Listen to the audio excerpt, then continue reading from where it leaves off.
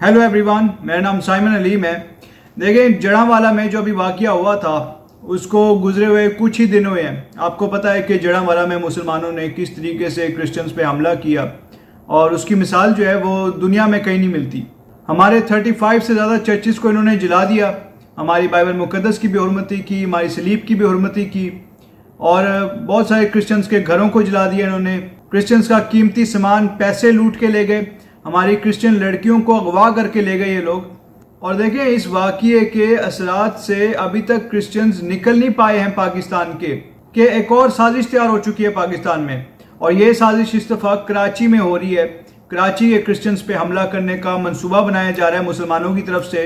देखिए, खबरें आ रही हैं कि कराची के बहुत सारे चर्चिज़ की दीवारों पे मुसलमान अपने इस्लामी नारे और इस्लामी कलमात लिख रहे हैं, जो कि बहुत गलत बात है। और उनमें से एक चर्च ऑफ पाकिस्तान का बहुत बड़ा चर्च है।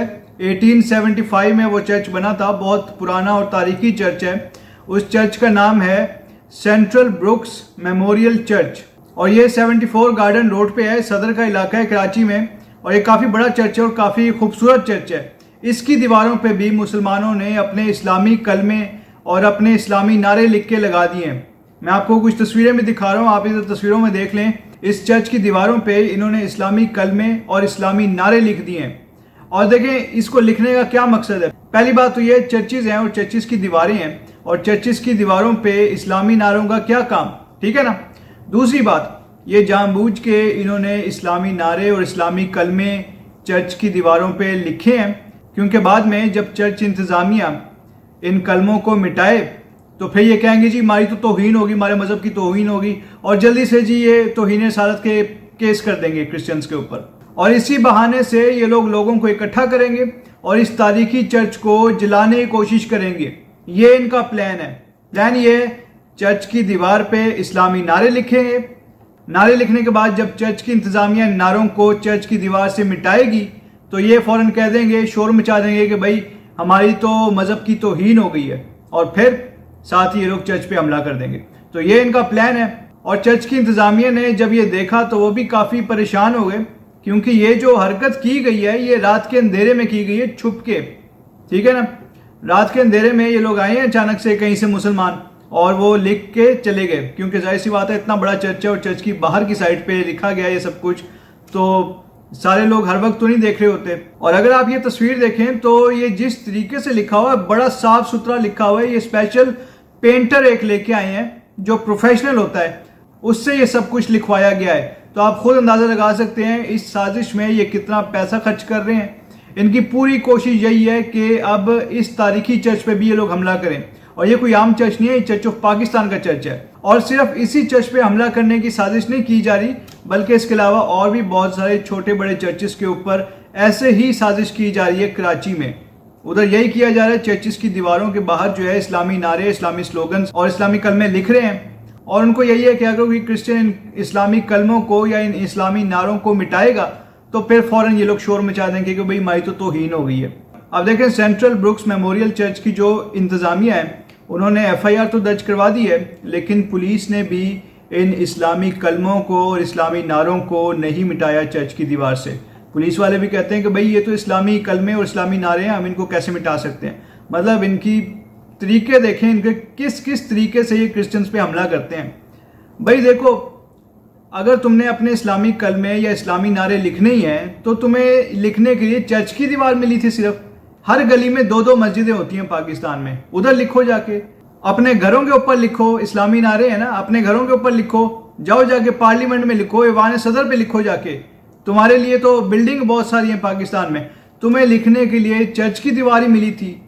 और भाई ये चर्च की दीवार है, तुम्हारे बाप की दीवार नहीं है।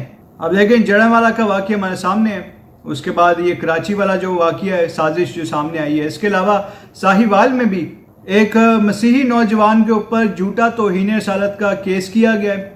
उस नौजवान को तो अरेस्ट कर लिया गया है, साथ ही साथ उसकी पूरी फैमिली को भी अरेस्ट कर लिया है।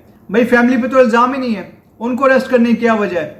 उस मसीही नौजवान का नाम शान मसीह है, जिसको अरेस्ट किया गया है, जिसपे झूठा तौहीन रसालत का इल्ज़ाम लगाया गया है साहिवाल में। अब देखें, कल रात को ही फैसलाबाद में एक और तौहीन रसालत का केस हो गया है, वो भी मैं आपको बताता चलूँ साथ ही। دیکھیں فیصل آباد میں ایک مسیحی شخص جس کا نام وقار مسیح ہے، اس نے کرائے پہ ایک گھر لیا اور 28,000 روپیز یعنی 28,000 روپے اس نے ایڈوانس دیا اس گھر کے لیے. اور ایڈوانس دے کے جب وہ گھر میں رہنے کے لیے آیا تو وہ جو گھر کا مالک مکان ہے محمد یاسین، وہ کہتا ہے بھائی میں تو کرسچنز کو کرائے پہ مکان دیتا ہی نہیں ہوں. تو پھر وقار مسیح نے کہا کہ ٹھیک ہے، اگر تم کرائے پہ مکان نہیں دیتے تو میں نے جو تمہیں 28,000 ایڈوانس دیا ہے وہ مجھے واپس دے دو. اب ایڈوانس بھی وہ کھا گیا، ٹھیک ہے، محمد یاسین ساتھ ہی ایڈوانس کھا بھی گیا. اور تاکہ اس کو ایڈوانس کے پیسے واپس نہ دینے پڑے، اس نے اپنے ہی گھر میں، جو اس کا گھر وہ کرائے پہ دے رہا تھا، اسی گھر میں اس نے قرآن کے پیپرز پھاڑ کے پھینک دیے. اور پھر ساتھ ہی وقار مسیح پہ الزام لگا دیے کہ بھائی اس نے تو قرآن کی توہین کر دی ہے. تو دیکھیں اس کے فوراً بعد ہی پولیس آ گئی اور پولیس جو ہے مالک مکان سے ابھی انویسٹیگیشن کر رہی ہے. پولیس والے اس سے یہی پوچھ رہے ہیں کہ بھائی گھر پہ تو تالا لگا ہوا ہے، یہ وقار مسیح گھر کے اندر تو گیا نہیں ہے، تو پھر قرآن کے پیپرز اس نے گھر کے اندر پھاڑ کے کیسے پھینک دیے؟ تو یہ انویسٹیگیشن ہو رہی ہے. اور میں تو بلکہ کہتا ہوں کہ یہ جو محمد یاسین ہے اس کا پردہ فاش ہو تاکہ اس کو سزا ملے، کیونکہ یہ لوگ انہوں نے حد مچا دی ہے. یہ لوگ کرسچنز پہ الزام لگاتے جا رہے ہیں. انہوں نے اس قانون کو جو ہے اپنے ہی قانون کو انہوں نے مذاق بنا دیا ہے.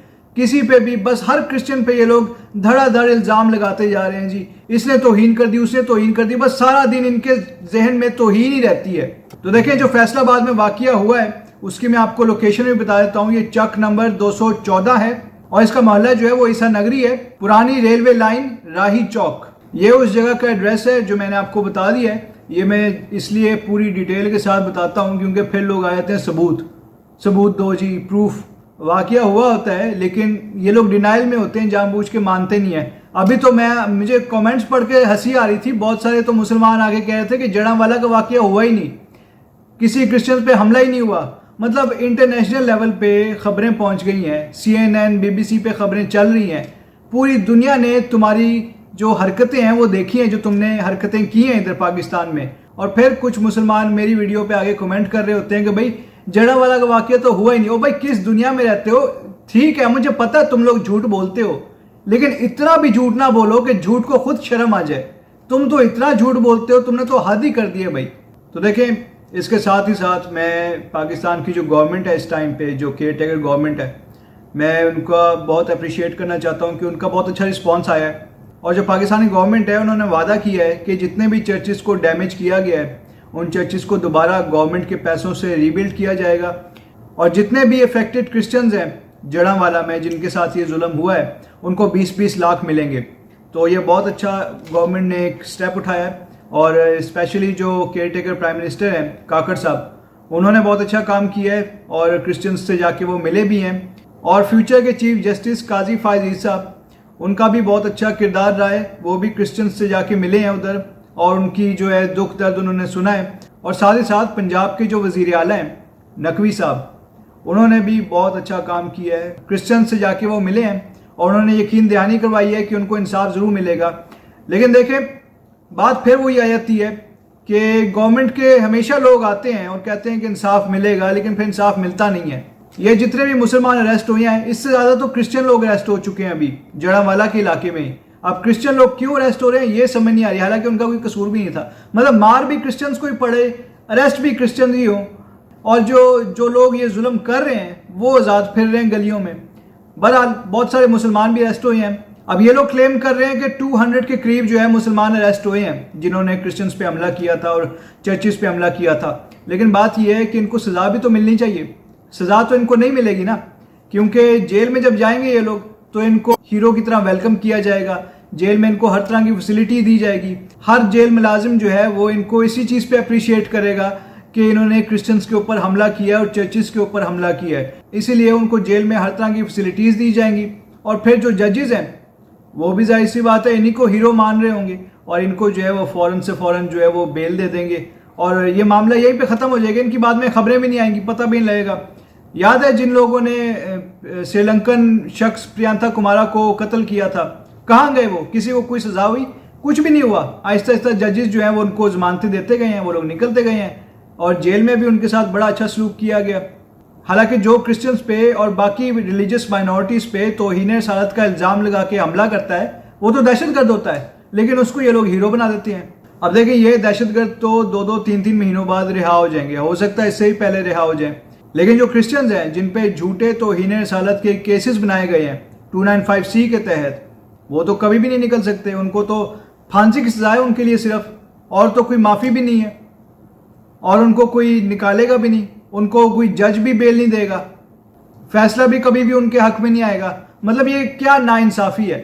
میں بتاؤں کہ جس ملک میں ناانصافی ہوتی ہے، جس سوسائٹی میں ناانصافی ہوتی ہے، وہاں پہ خدا کا عذاب نازل ہو جاتا ہے. یہ بات میں بہت عرصے سے کر رہا ہوں، شاید کوئی سیریس نہیں لیتا، یا پھر کسی کو پتہ نہیں ہے، یا سب لوگ بھول چکے ہیں کہ خدا کا عذاب بھی کوئی چیز ہوتا ہے. تو پھر جب خدا کا عذاب نازل ہو گیا نا، تو پھر تم لوگ یاد کرو گے کہ تم لوگ کیا ظلم کرتے تھے، تو اس لیے خدا کا عذاب تم پہ نازل ہو گیا. تو اسی لیے ابھی بھی ٹائم ہے، سدھر جاؤ، انسان بن جاؤ اس سے پہلے کہ تم پہ خدا کا عذاب نازل ہو جائے. تو دیکھیں اب میں اپنی ویڈیو کو یہیں پہ اینڈ کرتا ہوں. آپ سب سے ریکویسٹ ہے کہ ہماری اس ویڈیو کو آپ لائک بھی ضرور کیجئے، اور ہمارا جو چینل ہے جس کا نام پیس ورلڈ وائڈ ہے، آپ اس کو سبسکرائب کیجئے اور بیل آئیکن کو بھی ضرور کلک کیجئے. Thank you so much and God bless you all.